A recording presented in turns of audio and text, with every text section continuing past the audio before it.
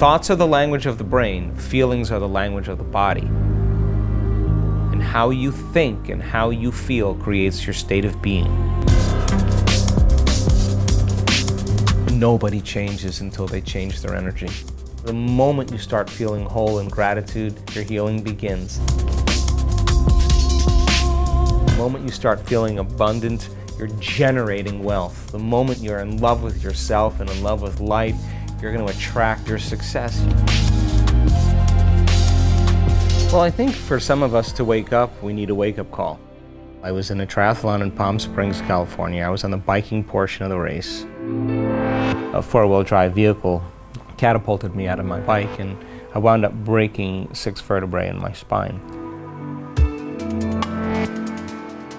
I just made a deal with myself that if I was ever able to walk again, I'd spend the rest of my life studying the mind-body connection and mind over matter.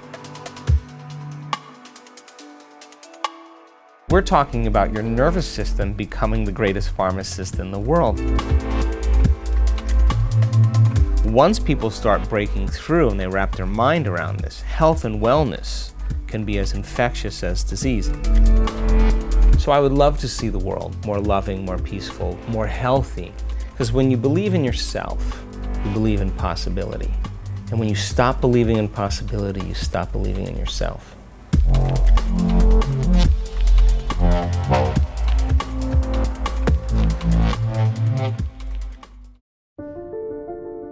They say that the human race is doomed, that we have lost touch with our true nature, that the media has corrupted us, and that the planet has no future.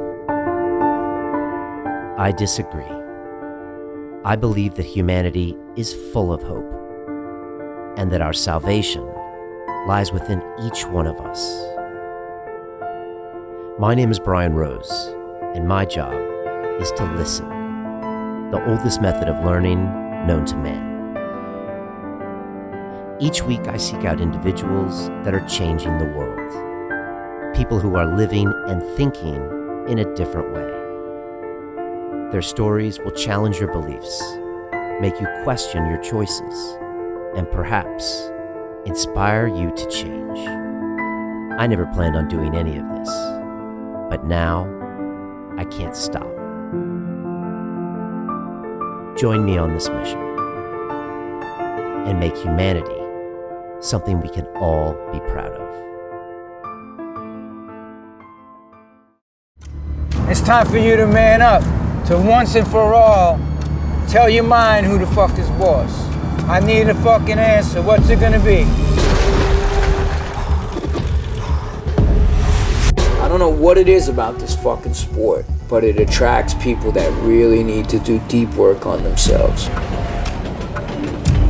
I failed in this city. All these bad memories. I never really felt like I gave a fuck about me or my life. I almost killed myself, like.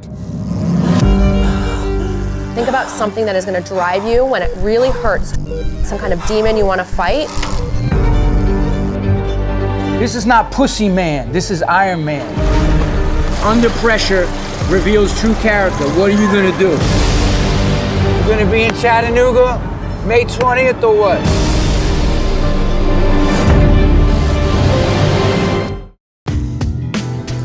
I've been waiting for years to speak to Dr. Joe Dispenza and his latest book, Becoming Supernatural, How Common People Do the Uncommon. It's just fascinating. He teaches people how to rewire their brains, and this all started when he had a triathlon accident years ago. And don't think I'm not paying attention. And he ended up healing his body through mind power. And now Joe does this in live events all around the world. And I'll be honest with you, I was really moved and captured by Joe, the way he says that every day he tries to connect with the divine. And I'm a big fan of his teachings, and I want to definitely spend more time with him in the future. So check this out. And I want to spend more time with you in the future, and that's why we have our accelerator programs inside the Academy. Our Life Accelerator is up next. 6 weeks, I will transform your life and personally mentor you and about 200 people around the world at the same time. We have a graduation here in London. It's changed lives. People have gotten London Real tattoos on the back of it. And here's a little bit more about London Real Academy. London Real doesn't stop when the conversation ends. You see, that's when we get started. Because everything begins with a thought, and then comes the action. The London Real Academy is our global transformation platform. Here we bring together thousands of students from over 75 countries. Whether you want to build a profitable business from your passion, or learn to speak to inspire, or broadcast yourself with your very own podcast, or accelerate your life to become a high-performance person, we have the online accountability course and personal mentoring program that will make your dream a reality. Join us, and we'll take your life to the next level, together. Our next accelerator course is starting soon.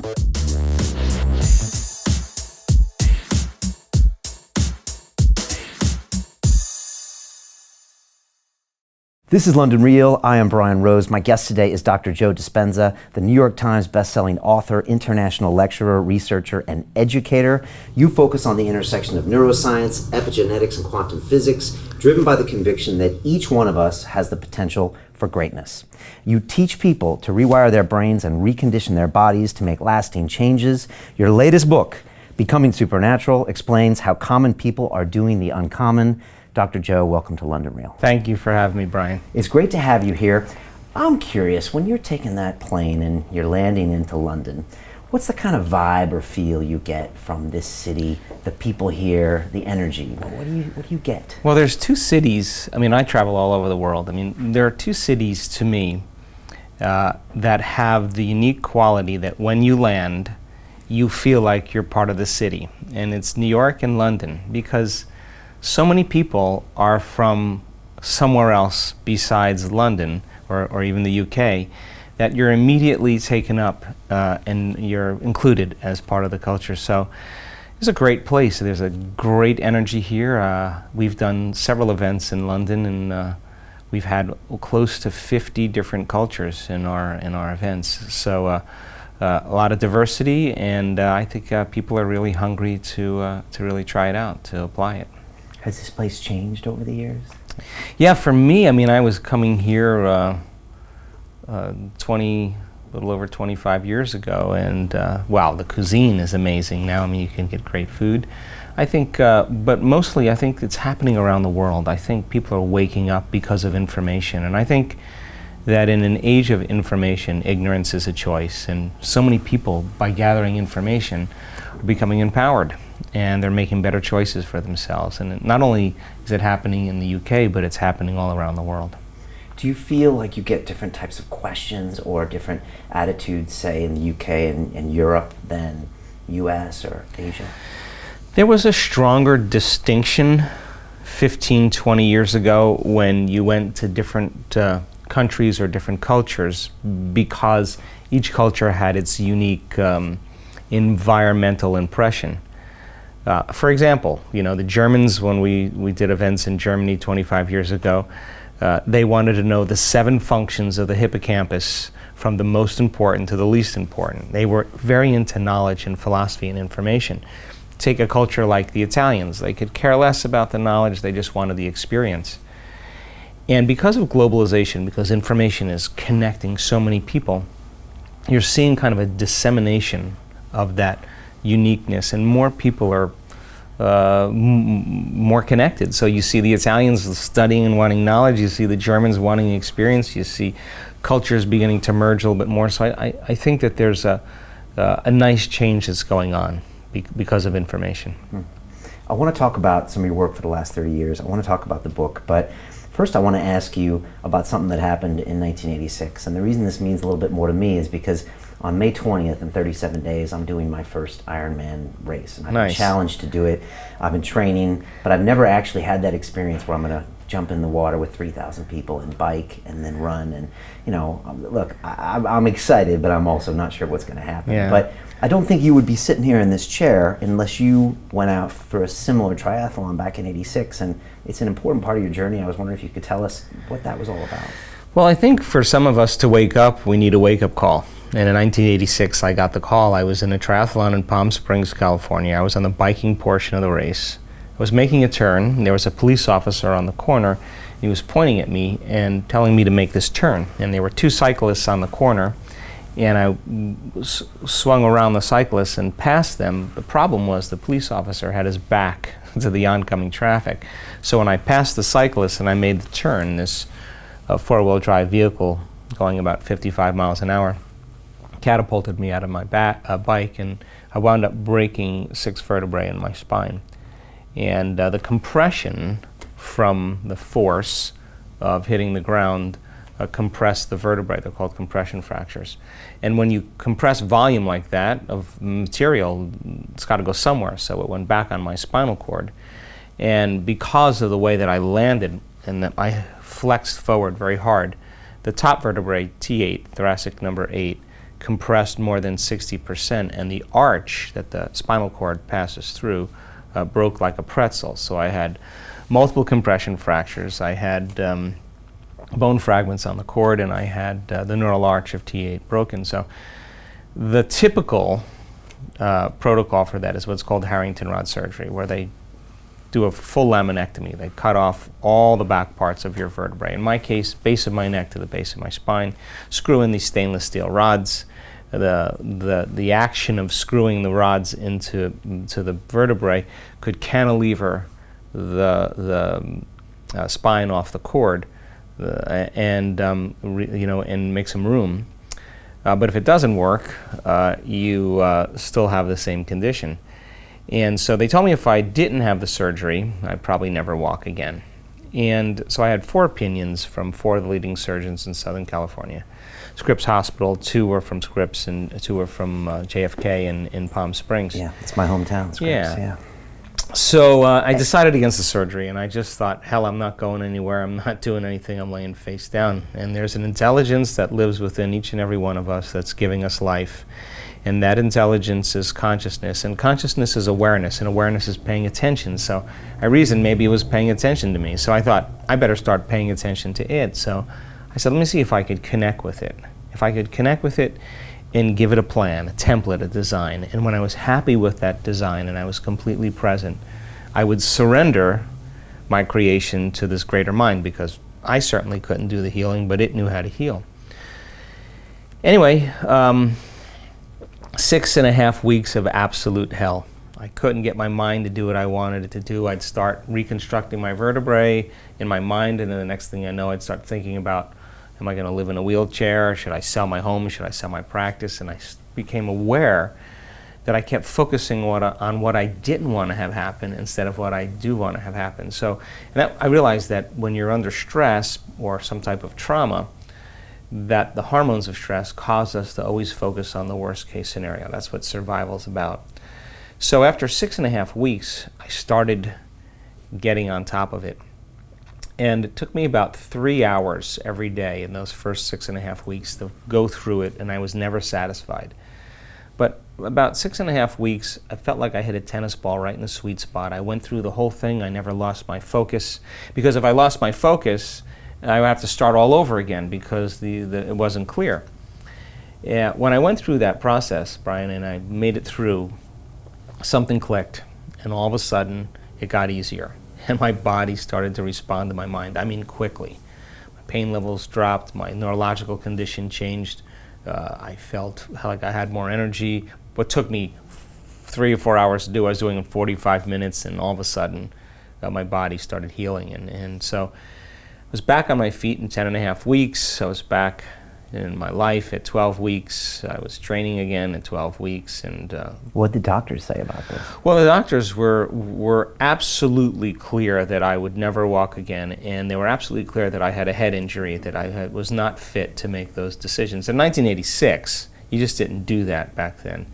And what caused you to even think of this? I mean, what was Joe like back then? I mean, were you open-minded to different ideas? I think I was somewhat open-minded. I was more of a philosopher. I love the principles, but this is an initiation. This is putting it all on the line. And I figured, look, if I'm gonna be in a wheelchair, possibly, at least I gave it my best shot, you know.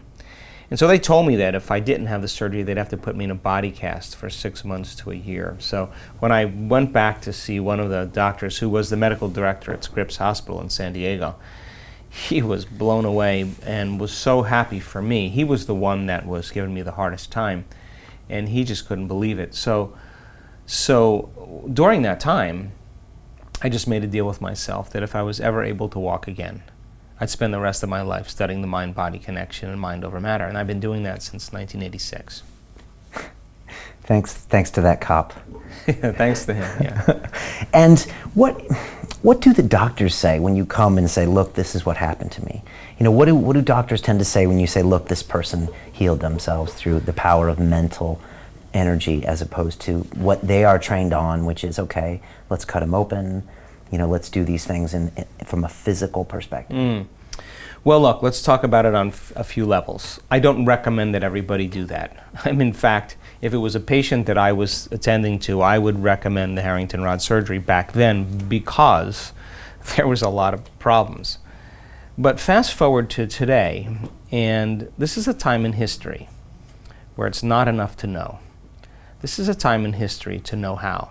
So people that do the work that are in our community that have healed themselves of cancer, of diabetes, of rheumatoid arthritis, from lupus, from rare genetic disorders, from Hashimoto's syndrome, from eczema, all kinds of health conditions.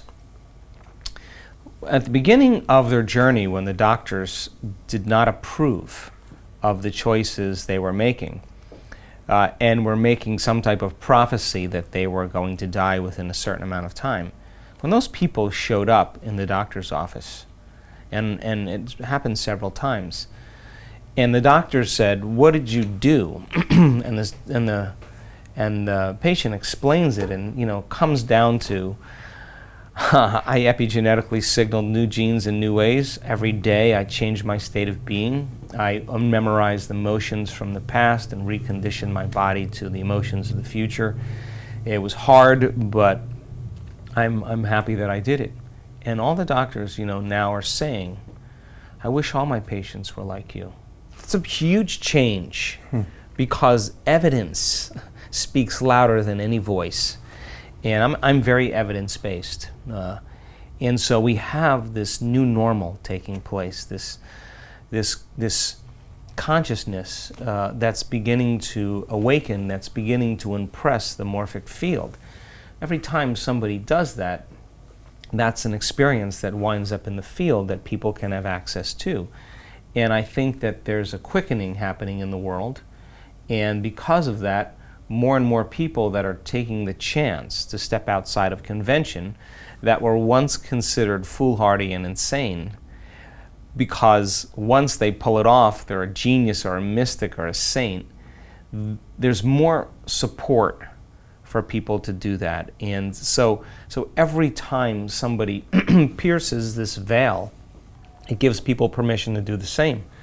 So you have to see what that looks like, because on the stage in an event that we have, I call somebody up on the stage that was diagnosed with breast cancer, colon cancer, diagnosed with esophageal cancer. I can go down the list, and they stand on the stage and they tell their story.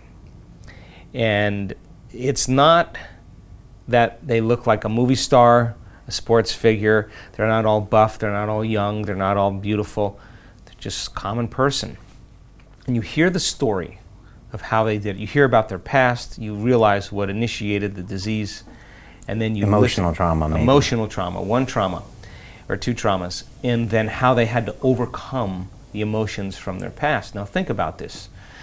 The latest research in epigenetics says that it's the environment that signals the gene. Genes are like Christmas tree lights. They're turning on and off all the time. Genes make proteins, and proteins are responsible for the structure and function of your body. The expression of proteins is the expression of life. But if you're interpreting your environment the same way every single day, you're thinking the same thoughts, demonstrating the same behaviors, living by the same emotions, you keep the same genes on and the other genes off. Throw in the hormones of stress, which really downregulates genes to create disease. Then the question is, If the environment signals the gene, and the end product of an experience in your environment is called an emotion, if you live by the same emotions every single day, your body's believing it's in the same past environmental experience over and over again, and now you're headed for a genetic destiny.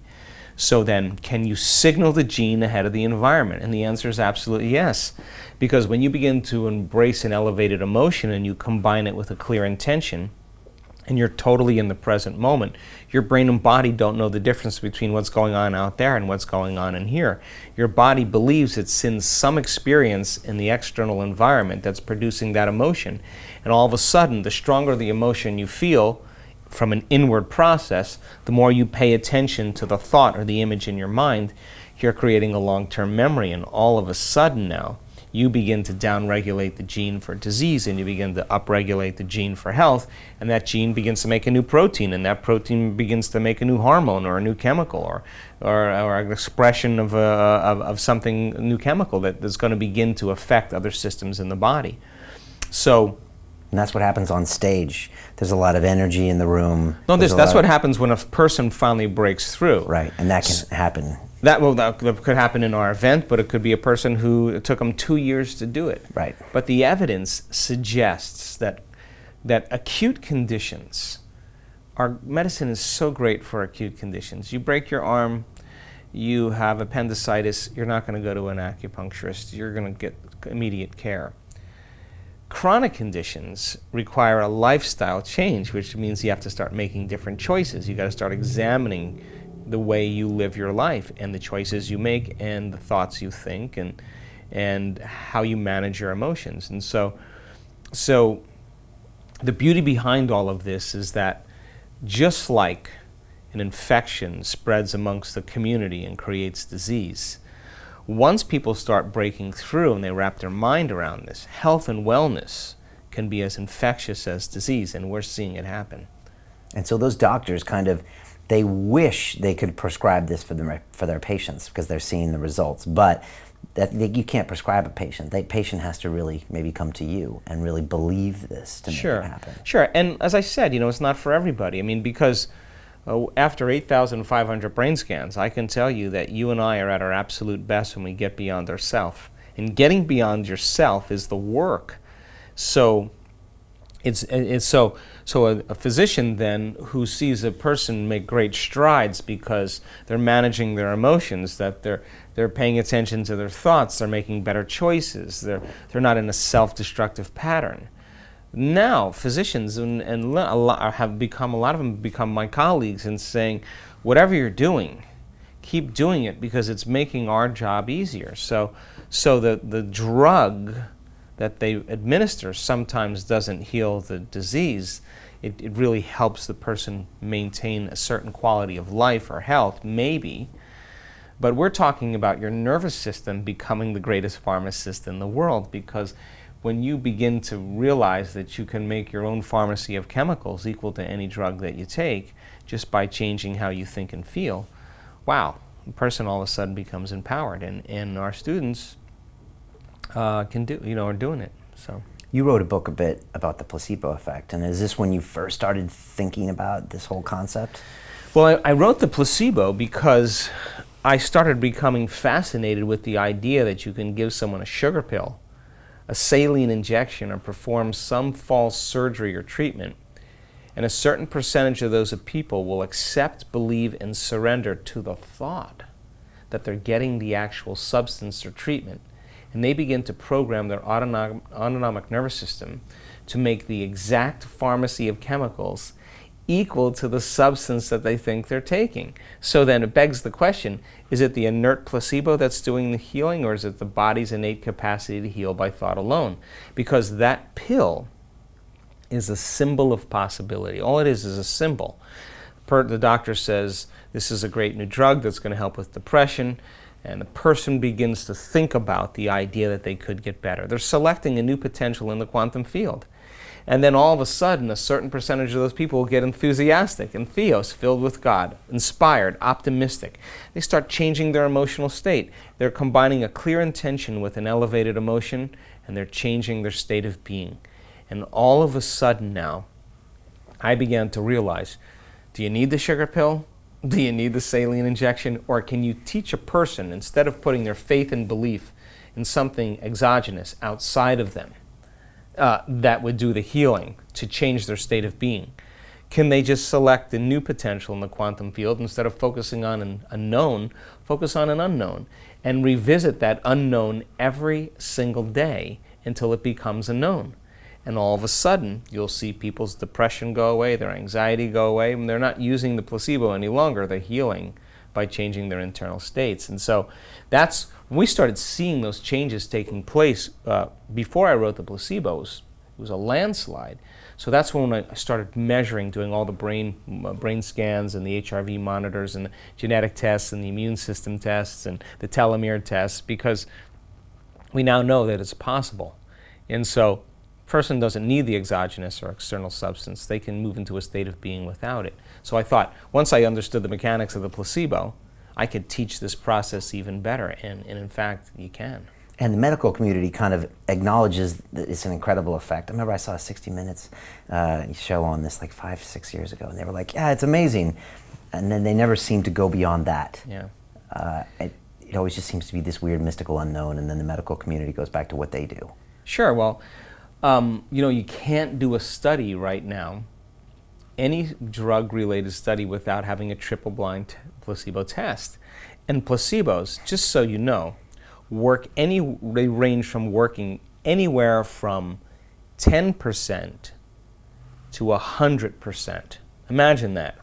So, in a depression study, as an example, 83% or 81% of the people in a depression study that are given a placebo heal as well as the people that are given the actual antidepressants.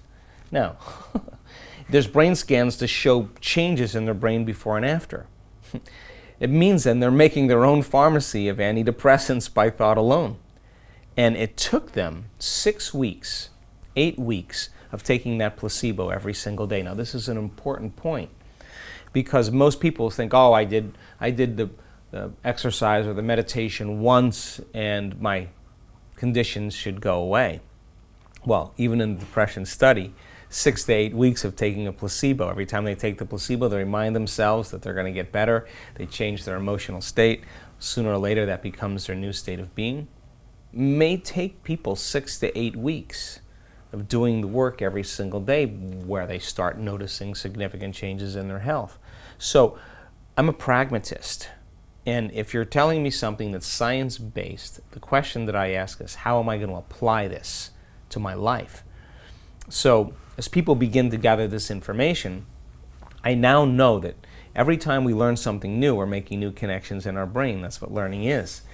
If people can understand the understanding of the new sciences, quantum physics, neuroscience, neuroendocrinology, psychoneuroimmunology, the mind-body connection, epigenetics, all of those sciences point the finger at possibility.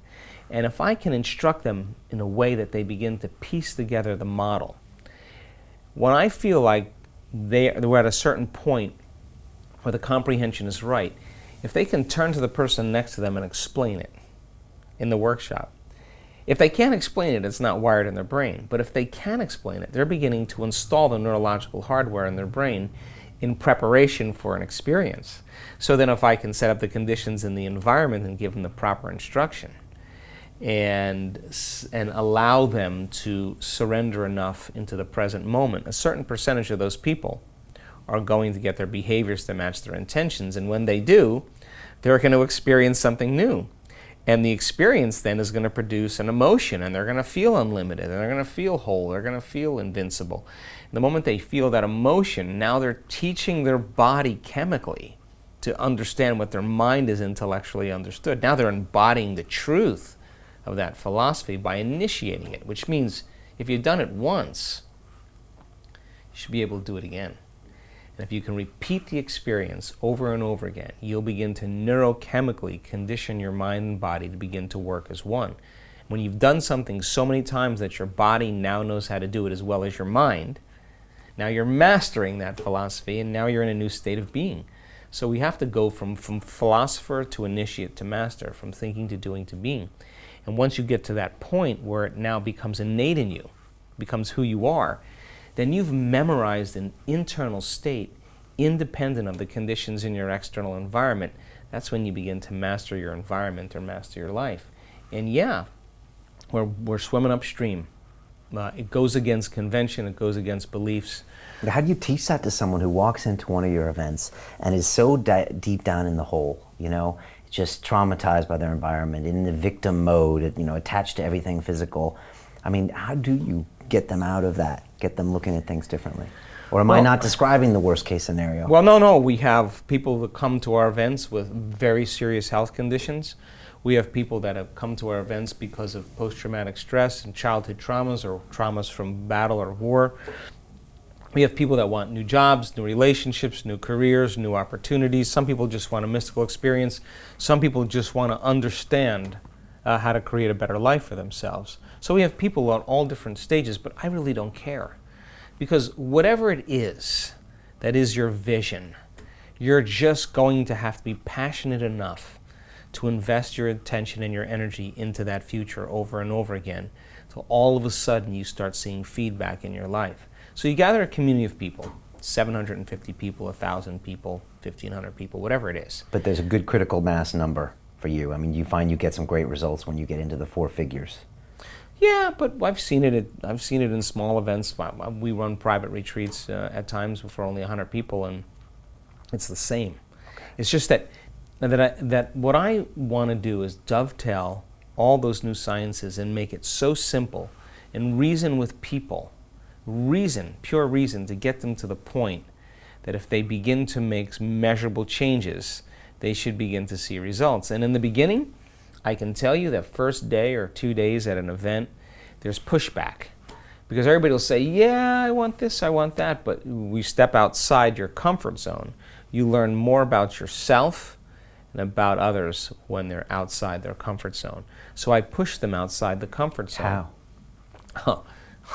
We do all kinds of things. I mean, most people want to sit in a meditation for 10 minutes, but if we're going deep, that meditation is going to go a little longer than where you normally go, because right on the other side of your fear is courage. Right on the other side of your pain is freedom. It's the same energy. It's just trapped in the body. So we set up the conditions to push people a little further than where they normally go, and once they surrender, all of a sudden, more and more people, their energy starts to change, and then all of a sudden, they start connecting with others, and by the second or third day, it's when the miraculous starts to happen. Now, you've been doing this 30 years, but you were telling me earlier that in the last year, you've seen some things that even surprises you, which for Dr. Joe Dispenza, I mean, that must really mean something monumental when you're like, wow, I can't believe the kind of transformations that are happening. What are you doing different, and how is this changing the course of your future? Well, you know, I mean, I never planned on doing any of this. You know, I just never planned on doing any of this. But after my injury and I started studying spontaneous remissions and looking to see if other people had a similar experience as me. And definition of a spontaneous remission is? You're treating conventionally or unconventionally, and you're staying the same or you're getting worse, and all of a sudden you get better. And I wanted to know what the cause was that produced that effect. And spontaneous remission is a safe phrase for the medical world because they don't want to correlate it with any indicator, especially if it happens outside of the current belief. So when I studied spontaneous remissions, I traveled to 17 different countries and started asking some really important questions that people had breakthroughs and healed. And I wrote a book about it, and then when I realized what the common things were, I thought, well, if it had worked on sick people, it should work on well people. And so we started teaching seminars and events. So fast forward now, when we started seeing people in our events start healing in a weekend workshop, like tumors shrinking by 40%, hearing coming back. I mean, crazy stuff that you just, for me, I could go with it, but I was like, they got to be signaling genes in order to do this. So then I thought, okay, let's measure. So then I gathered a group of scientists and researchers, and we started doing these advanced workshops. And And we measured everything. We measured brain waves. We've measured HRV, heart rate monitors. We've measured the energy of the room, the energy around people's bodies, the energy centers of their bodies. We've measured immune response. We've measured neurotransmitters. We've measured gene expression, gene regulation. We've measured telomere lengths. And in every single experiment that we've done around measuring our students in these 4.5-day events, what we call advanced workshops, we made history because we started seeing things that were just uncommon. So That even surprised you. well, this is where it gets weird. So because I said, I understand that, I can see how that could happen, but then I realized that when we were doing 4-day events, like on that Saturday or Sunday when the event was ending, I was like, my goodness, everybody is totally broken through. The energy is amazing. People are super free. What if I had them for 3 more days? So I changed the whole model this year, and now all the weekend workshops are on an online course. They're called progressive workshops. I don't teach the 4-day advanced workshops. I teach the week-long advanced workshops. So now we've done 2 advanced week-long advances. And people are standing in front of a camera. I didn't even see these people start talking about their disease or their condition, and in one instant in those events, people stepping out of wheelchairs. We had 3 people in our last week long step out of a wheelchair. Now, I was very, very surprised in witnessing this. People, that came with crutches and, 2 crutches, or walking without crutches with peripheral neuropathy where they couldn't feel their feet, spinal cord injuries.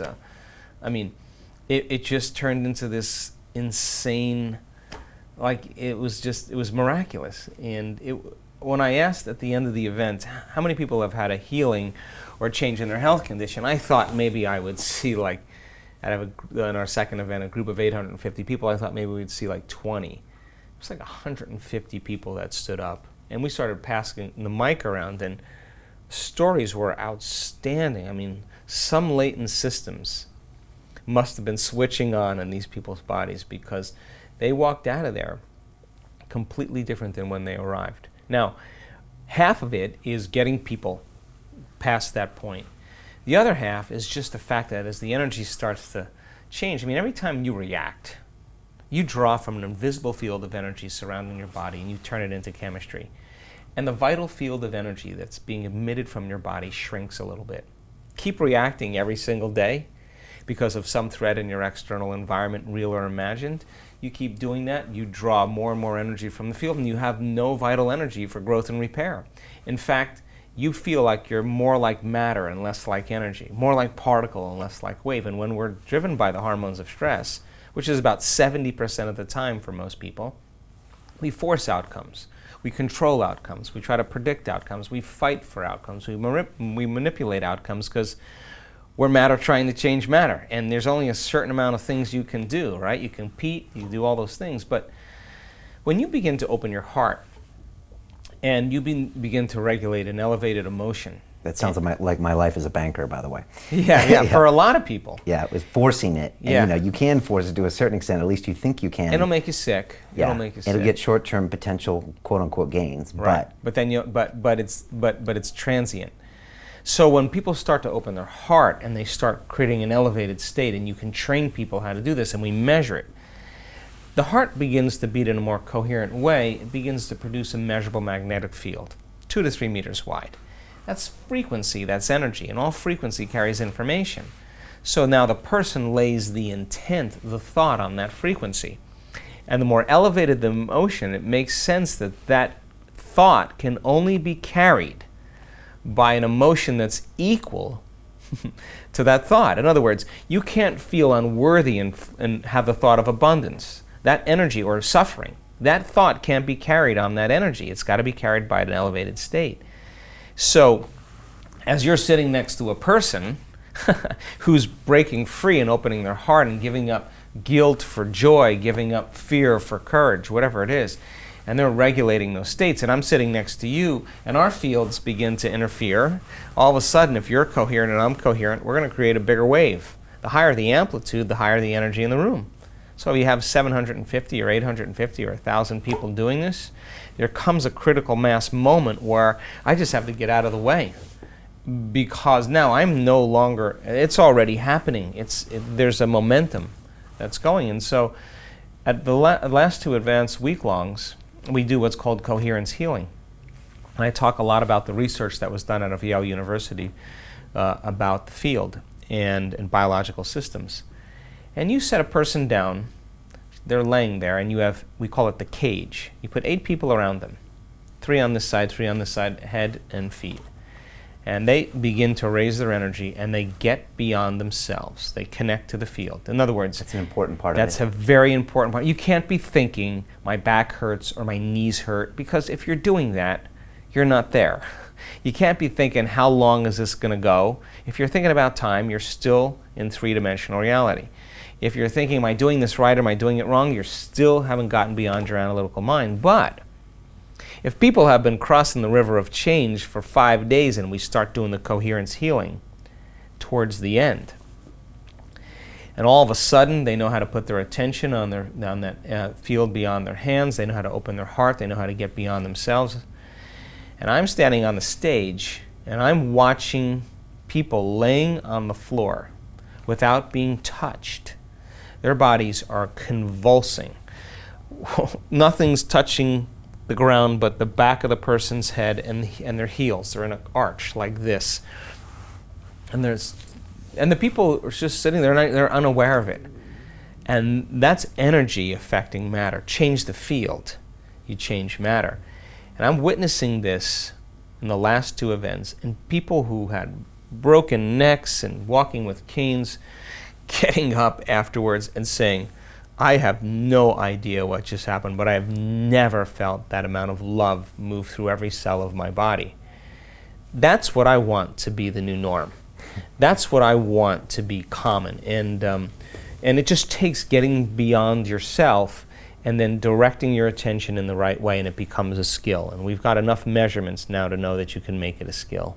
It's fascinating because my MIT-trained engineer brain is saying, okay, you can't quantify the energy and you can't do all of these things. But I've been in the room when you're with people on these higher energy levels, whether it's some monk that's meditating in the corner, and I feel different than if it's some taxi cab driver that's shouting at someone. Mm-hmm. So I've been a part of this, and yet it's not taught in my science to be quantified. Sure. And so I'm always going back and forth, but I feel this stuff. I used to be the guy that fought through things as the banker, and now with London Real, I actually get exposed to a lot of these concepts, and I teach kind of the caveman versions that you talk about in your books, But like you said, certain these things can't exist at the same time. You Sure. can't be in abundance and also feel this. And so I've seen it work, and it's interesting that you're now taking it to another level and almost quantifying it. Well, here's the interesting thing. This will appeal to your engineering mind, and I have an older son that's got a master's in engineering, and we go back and forth all the time. It's hard to measure energy. What you can measure is the effects.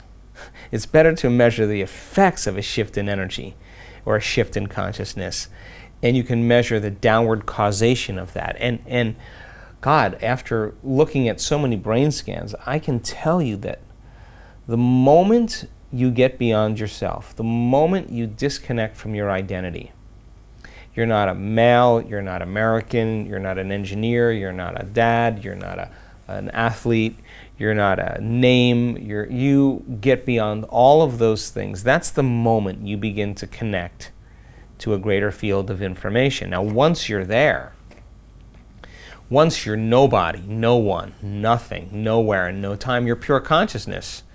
Now you're ready to connect to the unified field. And when you begin to pay attention to it, when you begin to stay present with it, when you begin to surrender to it, experience it moment after moment after moment, every time you interact with it and experience it, you're laying down circuitry in your brain. Why is that important? Because the next time you do it, you have the circuits in place to perceive more of it. And if you pay attention and you unfold deeper into it, you'll experience more of it, which means you'll lay down more circuits. And all of a sudden, as you begin to connect to the unified field, you're connecting to a field of information and energy. What's the relevance of that? Well, you start experiencing more wholeness and more oneness instead of separation, which is created by the hormones of stress. The more you live in stress, the more you become a materialist and you define reality with your senses, because it's important to define reality with your senses when you're in survival. Right. So the more you're living by your senses, the more you're believing you're an object in local space and time, and I'm an object in local space and time, and we have some things in common, so we're kind of connected, but God forbid you look differently, or I didn't know anything about you, I'd experience more separation. Well, the moment you get beyond all of that and you're connecting to a unifying field of interconnectedness that's governing everything material, you're going to start to feel the consciousness of everybody, of everyone, of everything, of everywhere, and every time.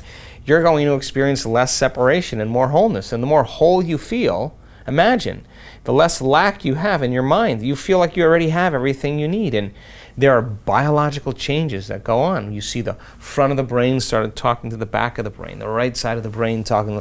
When we start seeing that happen, we know the person's going to have a transcendental moment. And when those two hemispheres come together and there's psychic union going on, the union of polarity, the union of duality, the union of opposites is called love, it's called wholeness. At the same exact time, the heart blows open and the person's heart is in super coherence, and they're so whole, they're so in love with life that it's impossible for them to want. I mean, how can you want when you feel whole or you feel like you have everything? And that's when the magic happens, because now you're no longer creating from polarity. Most people create from polarity like, oh, there's the sports car, oh, there's the wardrobe. I don't have that, I want one of those. And then they go after it. And then once they get it, they have the emotion of it. And then, oh, there's another car, or there's another new suit. Back to the cycle. So back to the cycles. But the more whole you feel, and you can create that state on command, the less likely you're going to force and control outcomes, because you feel like you already have them. And then that's when they come. Synchronicities, serendipities, coincidences, opportunities start landing in people's lap. And now they're the vortex to their destiny. They're no longer dragging their body through space and experiencing time to get what they want. They're collapsing time and space, or the event is coming to them. Now, that's true manifestation, because if you live like that every single day, you would never rush to your death, because you'd feel like you didn't need to rush anywhere. The moment you're rushing, you're back into living by the laws of Newtonian physics. So most people say, well, when I heal, then I'll be grateful. When I'm wealthy, then I'll feel abundant. When I'm successful, I'll feel empowered. When I'm in love with somebody, then I'll feel love and joy. When I'm successful, I'll feel empowered. They're waiting for something outside of them to change how they feel inside of them. But the new model is, instead of cause and effect, causing an effect. The moment you start feeling whole in gratitude, your healing begins. The moment you start feeling abundant, you're generating wealth. The moment you're in love with yourself and in love with life, you're going to attract magic and an equal to you. The moment you feel empowered, you're stepping towards your success. You're causing an effect. And people begin to reason this, and we set up the conditions for them to apply it and to practice it. It takes a little bit of flipping certain circuits, because we're just hypnotized and conditioned into waiting for getting something to feel gratitude. So you say to a person, feel gratitude, and your first thought is like, well, I didn't get anything. But then they start thinking about the things they have in their life. But I want them to feel gratitude for the things that haven't come yet.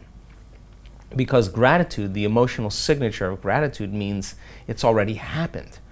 When you get something or receive something, you feel the emotion of gratitude. So the moment you feel gratitude, your body, as the unconscious mind, begins to believe it has already happened. And gratitude has a signature energetically. And you will accept, believe, and surrender to the thought equal to the state of gratitude, and you begin to program your autonomic nervous system into a different destiny. And our research shows 10 minutes of gratitude just a few times a day strengthens your immune system by 50%. If a pharmaceutical company had that drug, it would be on every television commercial, and yet your nervous system's the best pharmacy in the world. The crazy part is that my own engineer mind has watched me in Banker Brian mode and in London Real mode, And I've seen this happen because, you know, part of the good and bad of being the engineer is questioning this stuff. But also I've tracked myself, and amazing coincidence, positive energy, incredible people coming into my life happen when I'm in this secondary mode. Yeah. Never happened when I was Sure. trying to force it. Yeah. And that I could quantify. Yeah, yeah. And that's important because you have to become the scientist with your own life. I mean, I'm a scientist with my own life. The moment you start getting feedback in your outer world with cool things happening, you're going to pay attention to what you did to create that, and you're going to do it again. And now you're going to begin to believe that you're more of a creator of your life than you are a victim of your life. Now let's just talk about being a victim of your life. Yeah. If I approached you and I said, Brian, why the long face? And you said, oh my goodness, you know, I got a flat tire today, or that person didn't accept my offer, or whatever it was, or, you know, this person is bothering me. What you're really saying is something in your outer world is absolutely capturing all of your attention, and it's causing you to think and feel a certain way. And yet how you think and feel creates your life. So the moment you give your power away to some person or something, the stronger the emotion you feel, the more you're going to pay attention to that person. And where you place your attention is where you place your energy. So it makes sense then that every time you say, I am this way because of something out there, you're unconsciously signing up to be a victim to your life. And yet when you start taking time away from your life and retreating and changing how you think and feel, now this just isn't a panacea. That doesn't mean you do it and then you get up and you get on the freeway and you start cutting people off. You're doing it to change your brain and body to stay in that state of being. If you happen to maintain that modified state of mind and body for a good portion of your day, weird and unusual things are going to happen in your life. And when they start happening, you're going to rush the next day to sit down and do it again, because you're going to begin to realize it works and you're going to want more of it, right? So 30 years of doing this, nobody changes until they change their energy. I know that. And when you change your energy, you change your life, and it is like magic.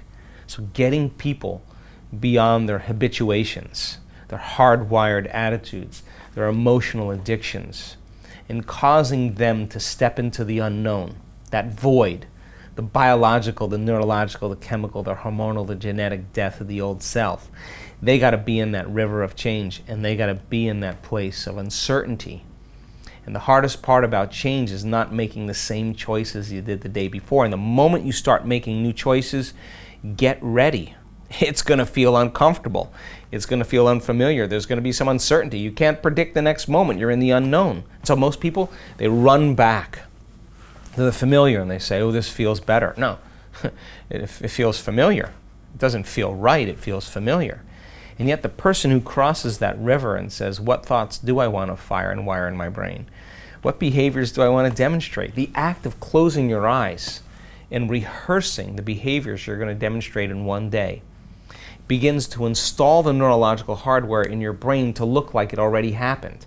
You are priming your brain and those circuits in your brain to begin to think that way or to act that way. Who knows, you may just start acting like a healthy person. You may start thinking like a genius. Well, you installed the circuits. There's no magic there. So I rehearse my day and I'm thinking I'm going to be feeling this way and I'm going to think this way and I'm going to... Priming circuits. And then can you teach your body emotionally what your future will feel like before it happens? Now body, not the mind, the body. No, thoughts are the language of the brain, feelings are the language of the body.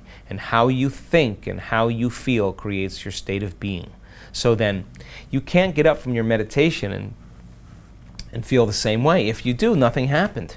You got to get up and feel like you already have it. And if you feel like you already have it, you're not going to be looking for it, and you're not going to try to predict it. Why? Because that feeling is connected to your future. And so then now, your job to maintain that state, when the miracles start happening, the experience then of that surprise is an energy. And now you use that energy to create the next event. And people start getting... I just had dinner with a few people here in the last couple months. We teach people how to make mind movies of their future, you know, where they're the star in their own mind movie, and we put their brain into trance and teach them how to program their subconscious. This woman was sitting next to me with her husband in Rome. She was sitting there and she said, I got to tell you this story. We're New Yorkers. We've been New Yorkers our whole life. I wanted to live out in the country. I put out in the mountains, and I put this beautiful scene of this beautiful ridge of this view. And talked my husband into moving. We found this beautiful place. And you know, I was sitting in my living room looking out the window, and I realized that I'm looking out the window of the movie clip, the very house that it was taken from. She's living in the house from that movie. I mean, that is, I mean, I don't know how people can go back to business as usual when you begin to see that's not just a little synchronicity. That's a big synchronicity. That's a manifestation. That's a manifestation. So synchronicities and opportunities are the universe saying, keep going, you're connected, and don't stop. Your wealth is coming, your health is coming, your freedom is coming. And then, you know, there's a chance when a person starts improving health-wise that there's a period where the body just tries one last time to go back to the past, and all of a sudden their blood values go up and they have all these problems and they think I failed. And yet, it's the body's last chance, and when they break through, the disease absolutely changes. And you always see that, and you kind of expect that. Yeah, we do. Death we do. row of the old self. Right. Okay. And many people, you know, many people that have healed themselves in this work, and I interview a lot of them, they say, you know, and it was their identity for most of their life, especially ones with rare genetic disorders. They say, you know, I'm just so happy. I'm just so grateful. I'm so in love with life. I could care less if I have the disease. And that is the moment that it goes away, like in an instant. Just that transformation. That's crazy. Yeah. What do you mean by the generous present moment? Is that what you were talking about earlier when you had that time where you really are present, or are you talking about something slightly different? I think there's a lot of definitions, Brian, of the present moment. And I work diligently with our community to demystify the process. Paying attention is being present. And it's a skill, just like golf or tennis. The more you practice it, the better you get at it. And you know when someone's present with you in your life because they're paying attention to you. And you know when they're not present with you because they're not paying attention to you. So now, what's the relevance of that? Well, there's an intelligence that's giving you life that's always present. And many people don't take the time to connect to it by being present, right? So if where you place your attention is where you place your energy, and all of your attention is in the present moment, you got a lot of energy in the present moment. Now think about this.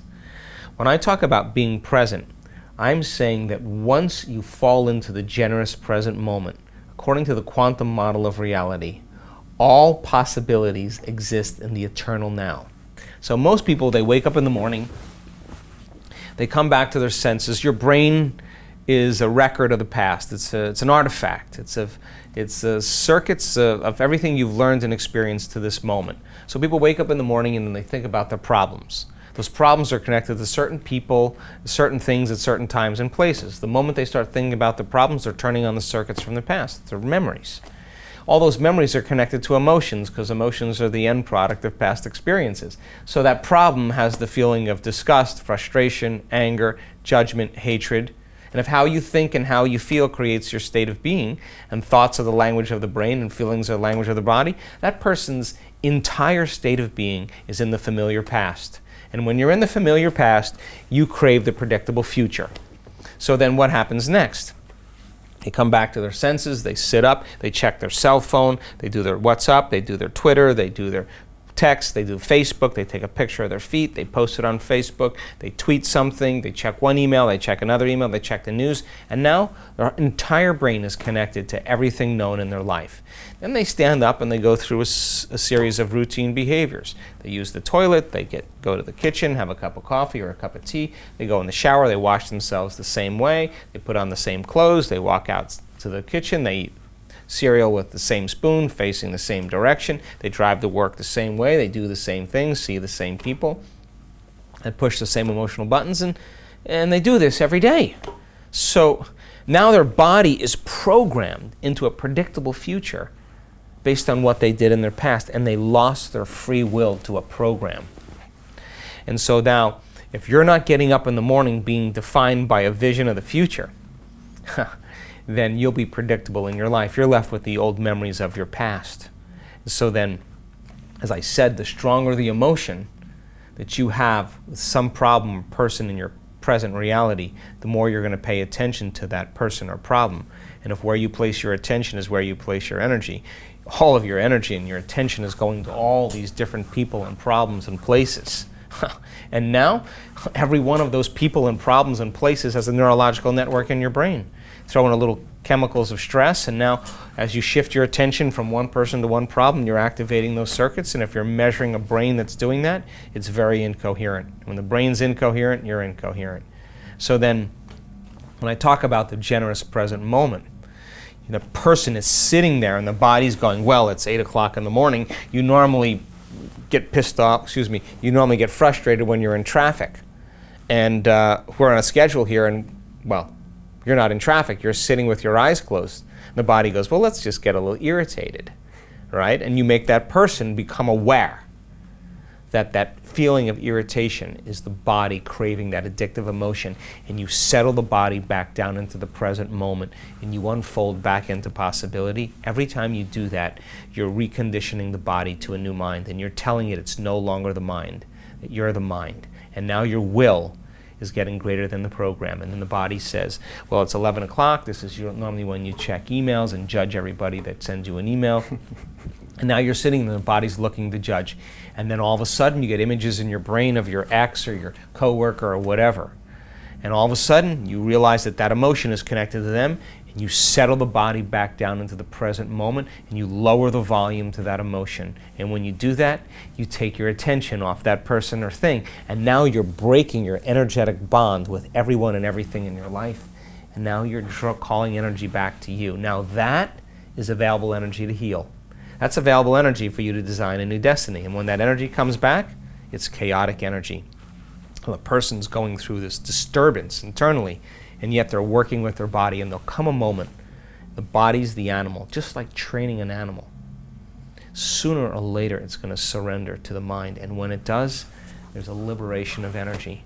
And now the person doesn't want to think about the predictable future, their familiar past, doesn't want to get up and open their eyes, doesn't want to go to the bathroom or eat anything. They're so happy in the present moment that they freed themselves from the chains of their own personal limitations. And the side effect of that is called joy. Joy is the absence of that habituation or that emotion that's been conditioned. And so when people start doing that, now they can see a whole new landscape, new possibilities that they could never see before, because they're no longer viewing their future through the lens of the past. And all of a sudden the solutions in their life to the problems that they have become very obvious, but they couldn't see it because their personality, how they think, how they act, how they feel, is connected to their personal reality called their life. You got to change your personality in order to change your personal reality. And so they're no longer looking at kicking the cat out of the house or their husband out of the house. It's no longer the issue. It's really just what they have to change inside of them. And then when that happens, you start seeing these shifts happening in their life, and now they know they're making that cross through the river there. I'm going to try doing that tomorrow, but I think I'm going to have to come back to you and get a few more details on how I actually do that. And again, you're the first one to say you have to be vigilant, right? And you have to really watch yourself every single day and make sure you're not going back to the old patterns. Sure. And look, if this was easy, everybody would be doing it. And yet, we are laying footprints down. I'm telling you, 5 years ago, 10 years ago, I stood in front of an audience and I had to work to get people to just get it. Now I walk out, I fire both guns. I don't even think about it. Everybody's informed. And I'm speaking to the part of them that already knows. And I'm going to put them in the situation, and they want it now. They want it. Is that because they're preconditioned? They have a little bit of knowledge coming in? They have enough knowledge, or they've talked to somebody whose life is really cool and really working. And it's just like if you and I went to dinner and I ordered the best meal and you're my buddy, I'm going to pick that fork up and I'm going to stick it in your mouth and I'm going to want you to taste it because it's the best. I order the best food. Well, it's the same way people start breaking through and they say, "You got to come. You got to taste it. It's so amazing." And so people are starting to come because and we don't advertise or anything. People come because it's word of mouth, because the stories are so amazing. It's the side effect, really. And you said something when we started. It's in this day and age, it's not enough just to know. You have to know how to do it. Yeah, this is a time in history to know how. Okay. Yeah, it really is. And I'm like, if you come to one of our events, we start at 6 in the morning, and we finish at 6 or 7. Nobody's suffering. Everybody's loving it, especially after we break through as a group. And they're not fatigued because they've overcome their fatigue the first day. And so there's some days where we start at 4 in the morning, but our students understand at 4 in the morning, your brain chemistry is perfect for the mystical. And I always tell them, you don't have to come. You don't have to come. You don't want to come, it just means you want your sleep more than the mystical. I get it. You want your comfort more than the unknown. Stay in bed, but if you do want to come, then you are going to step into the unknown, and you're going to say, I don't want my food, I don't want my sleep, I don't want my comfort, I don't want my coffee, I don't want my tea, I don't want my shower, I don't want my cell phone. Divine intelligence, I want you today. And those people that show up, that are all in, when they connect and they start downloading information or they have a mystical experience, they can never be the same person again, because some veil, some conditioning is removed and they see how reality really is. And I think that the beauty behind it is that it's happening more and more often in a shorter amount of time. And that's the cool thing. Tell me about you, Joe. What do you do every day to stay as excited as you are about this stuff? And, you know, it's no small task running these workshops and flying around the world. Why do you chuckle there? No, because... These success secrets are only available on the London Real Academy. Become a member and get access to live shows, exclusive courses, my webinars, bonus content, meetups, live events, an amazing community, and much, much more. Now back to the rest of the show. And that's my time to connect, and it's time to have a love affair with the divine. And what does that mean? It means that if you're in love with someone, you don't miss the date. If you're in love with someone, you're present with them. If you're in love with someone, you're not always nagging them and asking them for things that you want.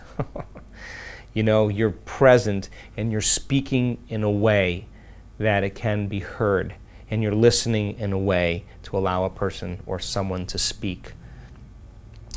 That you bring your best, that you're creative. And so for me, the solitude in the morning is my time to get my brain and body right, because I serve the rest of the day. I face a lot of challenges, a lot of decisions every single day, and I gauge those decisions on a purpose of how we help the world.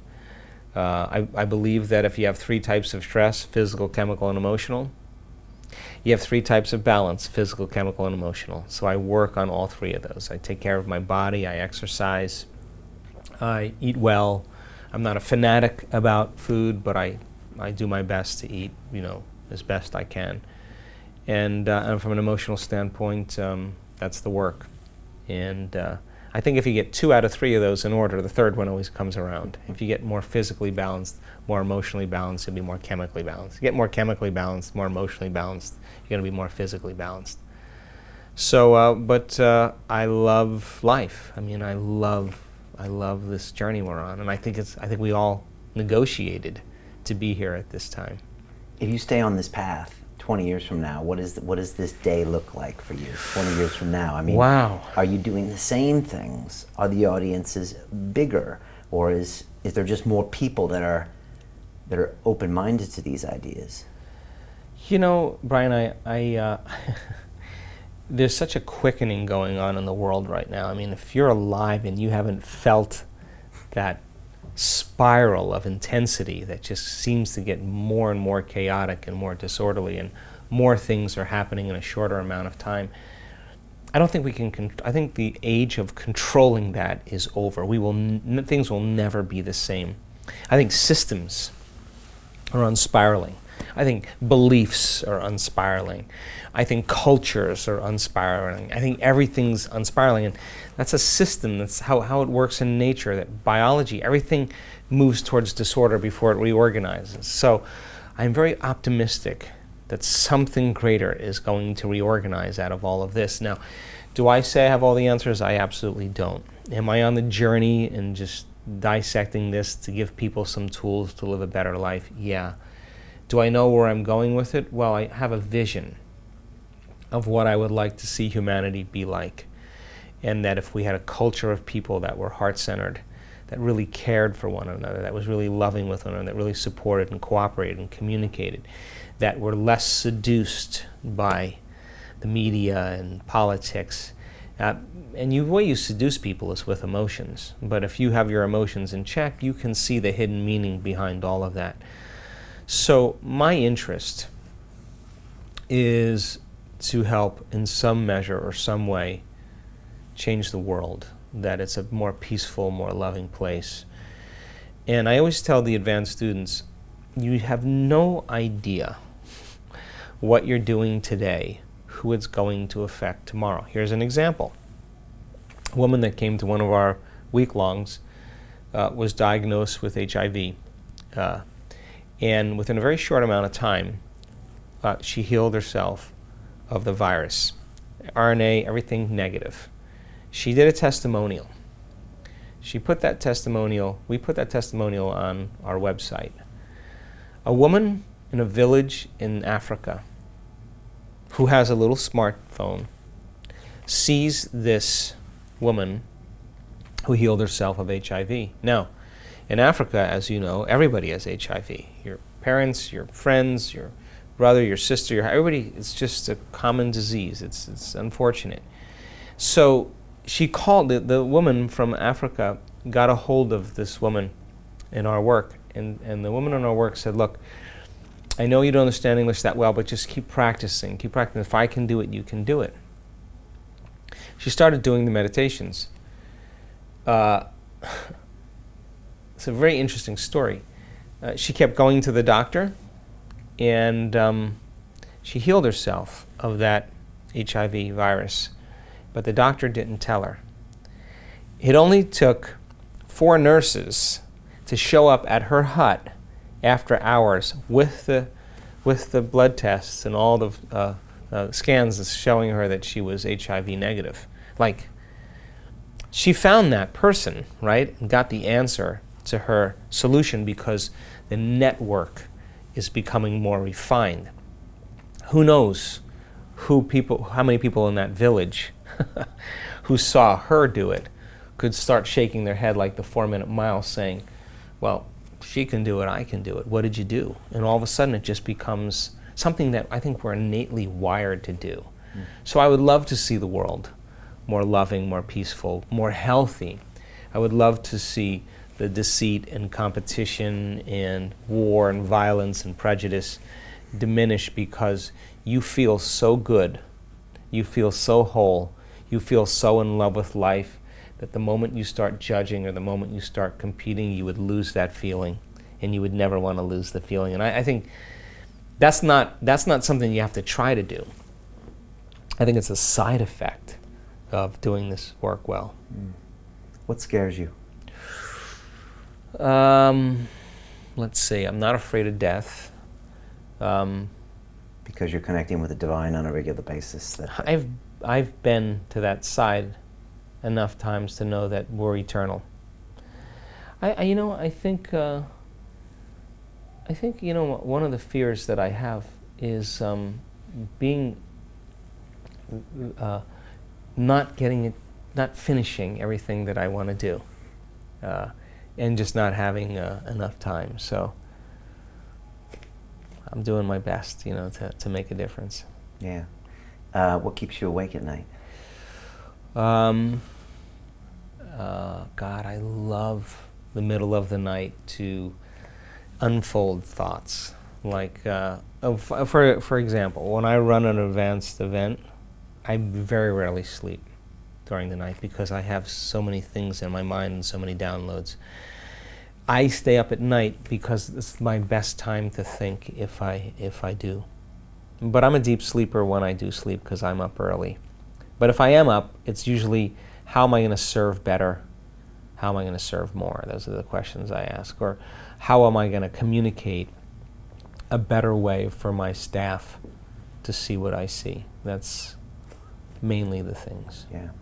Joe, I always ask everyone a few questions at the end. I want to ask you, if you could make a phone call to the 20-year-old Joe Dispenza and give that young man a bit of advice, first of all, what was he like? And second of all, what would you tell him?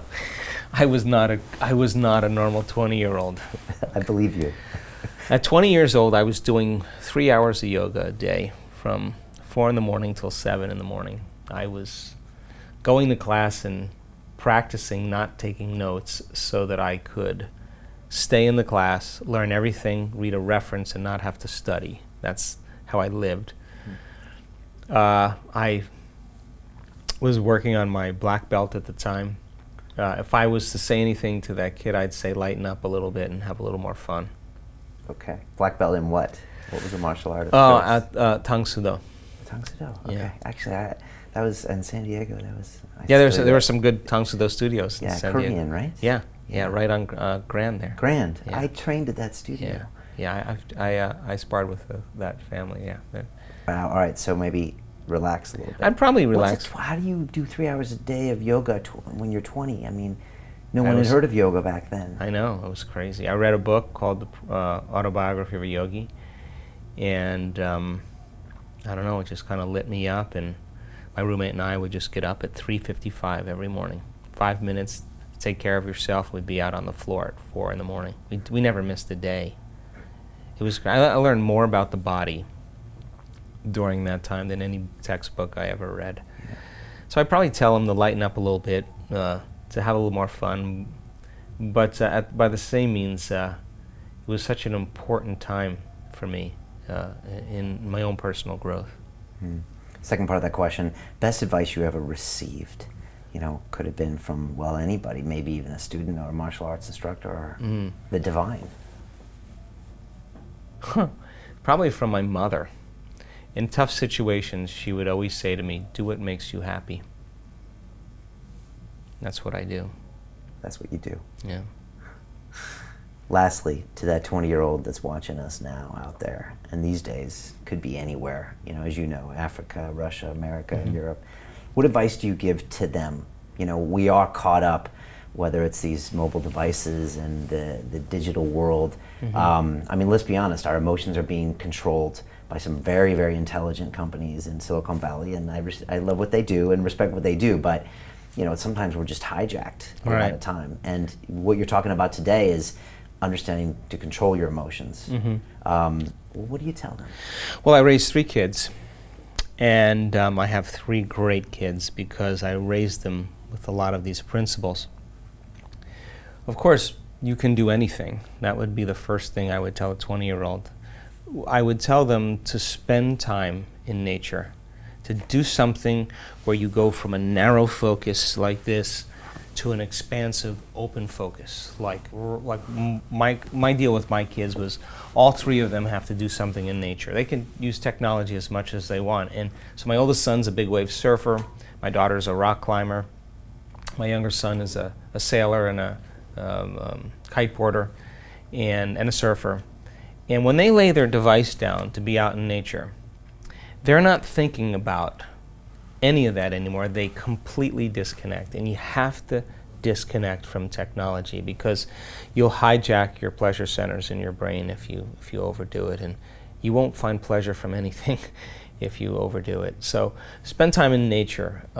It's not that you react. I react. The question is, how long are you going to react? Do something that breaks the refractory period of those emotions.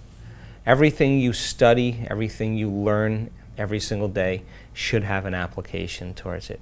Apply everything that you learn. Don't be afraid to fail. Make it up as you go along. take the value and run.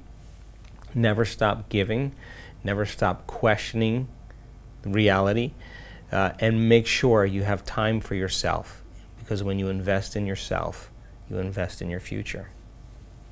Some powerful advice. Joe, really been looking forward to having you on for a long time, and you're not what I expected. I'm very impressed with the way you feel like, it seems like you're so excited to relearn this stuff on a regular basis. And for anyone that's done anything for 30 years, it's hard to do that. So you're it's a pretty good place. Sure, but you're making these snickers to me and smiles when you're describing these things. Like, Brian, this is crazy. Because I don't think I'm the same person I was even a year ago. And I also feel really fortunate and really blessed that I have the opportunity to do this, and a day never goes by where I don't give thanks for the life that I have and the work that we do. So I'm just humbled and honored to contribute.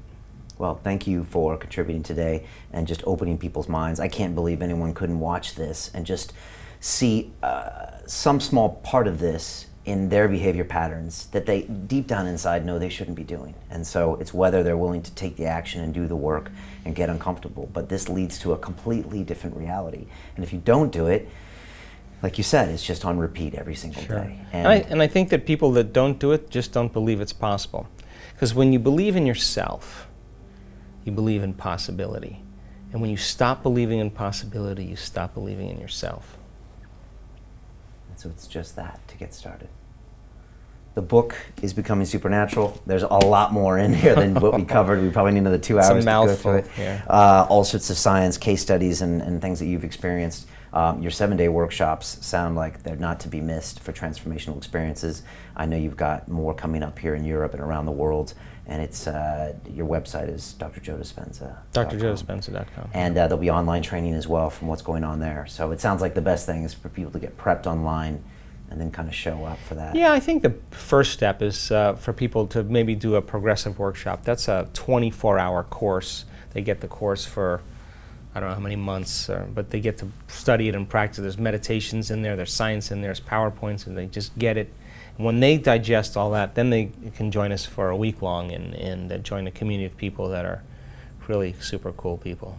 All right, well, you're going to be seeing me at one of your events. Please come, absolutely. Yeah, I'd love to. We're going to plan on coming to London, I think, this year, so stay tuned.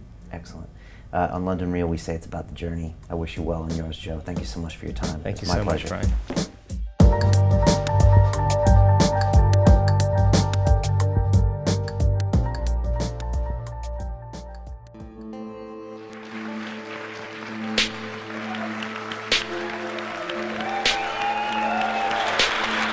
The critics who always speak behind my back, maybe I want to hear them remind me, he's back, the great pretender.